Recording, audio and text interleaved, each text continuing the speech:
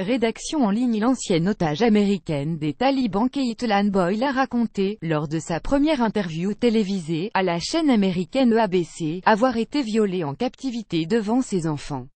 Kidnappée dans une région reculée d'Afghanistan en 2012, Caitlin Coleman, son nom de jeune fille, et Joshua Boyle, ont été détenus durant 5 ans avant d'être libérés, mi-octobre, par l'armée pakistanaise sur la base d'informations américaines. Aujourd'hui âgée de 31 ans, l'Américaine a mis au monde 3 enfants en captivité. Ils sont âgés de 4 ans, 2 ans et 5 mois et vivent désormais avec leurs parents au Canada, d'où est originaire Joshua Boyle. Lors de l'entretien mis en ligne lundi, elle raconte avoir été violée, devant ses enfants, par 2 de ses geôliers, qui n'ont pas voulu lui rendre ses vêtements après l'agression. Le viol aurait été perpétré, selon la jeune femme, en réponse à la tentative de Caitlin Boyle de signaler à leur supérieur qu'il l'avait précédemment forcée à avorter. L'une des gardes m'a jeté par terre et m'a frappé en criant « Je vais te tuer », a-t-elle décrit. Et c'est là qu'eut lieu l'agression.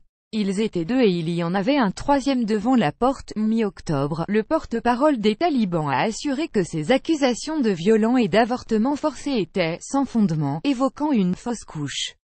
Le lendemain du viol, la coalition internationale a frappé la vallée dans laquelle se cachaient ces geôliers, a-t-elle expliqué. Mon mari et moi avons ri en espérant que ces fils de pute allaient mourir le jour même. Caitlin Boyle avait déjà fait état de ce viol et de cet avortement forcé dans un entretien au quotidien Toronto Star, publié le 23 octobre. À cette occasion, elle avait refusé de dire si elle s'était ou non convertie à l'islam.